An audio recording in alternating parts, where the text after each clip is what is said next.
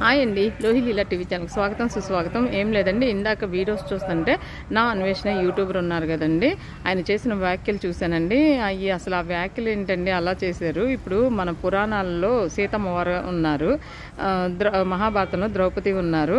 అంటే వాళ్ళు ఏమి వేసుకున్నారని చెప్పి వాళ్ళ మీద అలా చేశారు అంటే, ఆ మాట నేను అంటలేదు, చేశారని చెప్పి అన్నారండి. అసలు దానికి ఏమన్నా అర్థం ఉందా అండి అలా మాట్లాడటానికి? ఇప్పుడు సీతమ్మ వారు ఉన్నారు, మరి రావణుడు చాలా బలవంతుడు, అదిగాక శివభక్తుడు. అయినా కానీ సీతమ్మ వారి అందాన్ని చూసి ఎత్తుకెళ్ళి, కనీసం ఆమెని ఎత్తుకెళ్ళేటప్పుడు కూడా ముట్టుకోకుండా భూమితో పెకిలించి సహా తీసుకెళ్ళాడు. ఆమె ఇష్టమైతేనే ఆమెని ముట్టుకోవాలని చూశాడు, కానీ లాస్ట్కి ఆమె ఒప్పుకోదు. అట్లాగే చెరలో బంధిస్తే లాస్ట్కి శ్రీరామచంద్రుడు చంపేసి తీసుకొస్తాడు. ద్రౌపదిని అంతే, మామూలుగా మహాభారతంలో చీర లాగితే తర్వాత మొత్తం యుద్ధం జరిగి లాస్ట్కి కౌరవులు 100 మంది చంపబడతారు కదండి, మొత్తం అంతమైపోతుంది కదా. అంటే దాంట్లో ఉన్న నీతి ఏంటి? ఆడదాన్ని ఒక దేవతలాగా ఒక స్త్రీని దేవతలాగా పూజించాలి. అలా కాకుండా చెడు ఉద్దేశంతో చూస్తే ఎవరికైనా పతనం తప్పదు, ఎవరైనా చావాల్సిందే చివరికి అనేది ఆ పురాణాలు అర్థమండి.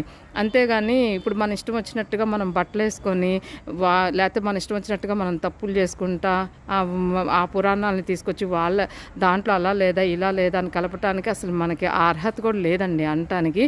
ఇప్పుడు ఆ పురాణాలలో నుంచి మంచి ఉంది కానీ చెడైతే లేదు కదండి. అలాగే గుళ్ళ మీద బొమ్మలు ఉంటున్నాయి నగ్నంగా, అవి అట్లా ఉన్నప్పుడు అవి తప్పు లేదా అని అడుగుతున్నారండి. ఎట్లా అండి? ఇప్పుడు మనమేమి డైరెక్ట్గా మానవులాగా పుట్టలేదండి, కోతి నుంచి రూపాంతరం చెంత పుట్టాము. అప్పట్లో నిప్పైనా ఉందండి, నిప్పు కూడా లేదు కదండి, రాయికి గీసి నిప్పు పెట్టేవాళ్ళు. అలాగే అప్పట్లో సృష్టి కార్యము ఒక పాపకార్యంలాగా భావించేవాళ్ళండి. ఎవరికి కూడా ఒక అవగాహన ఉండేది కాదు. అందుకని అప్పట్లో చాలామంది గుళ్ళకి దైవారాధన చేయడానికి గుళ్ళకి వెళ్ళేవాళ్ళండి. అందరికి అవగాహన కల్పించడానికి సృష్టి కార్యం తప్పు కాదు, అది ఒక అభివృద్ధి చెందటానికి పిల్లల్ని కనటానికి అది తప్పు కాదు అని చెప్పి తెలియజేయటానికి గుళ్ళ మీద అలా బొమ్మలు చెక్కారండి. దాన్ని కూడా మనం తప్పుగా ఇప్పుడు తీసుకొచ్చి అన్నిటినీ కలిపి మాట్లాడటం చాలా చాలా తప్పండి. ఇప్పుడు మన ఇష్టం వచ్చినట్టు మనకు బతికే హక్కు ఉన్నా కూడా ఆ పురాణాలని వాళ్ళని తీసుకొచ్చి మనం అన్నిటినీ కలపకూడదండి. ఇప్పుడు అన్వేషణ యూట్యూబర్ కూడా అలాగా మాట్లాడకూడదు కదండి. మామూలుగా అయితే చెప్పొచ్చు. ఇప్పుడు లేడీస్కి సపోర్ట్ చేయాలనుకుంటే ఎన్నో విధాలు ఉన్నాయి. ఇప్పుడు మన నోరే ఏదైనా చేస్తుంది, మంచి మాట్లాడాలన్న నోరే, చెడు మాట్లాడాలన్న నోరే.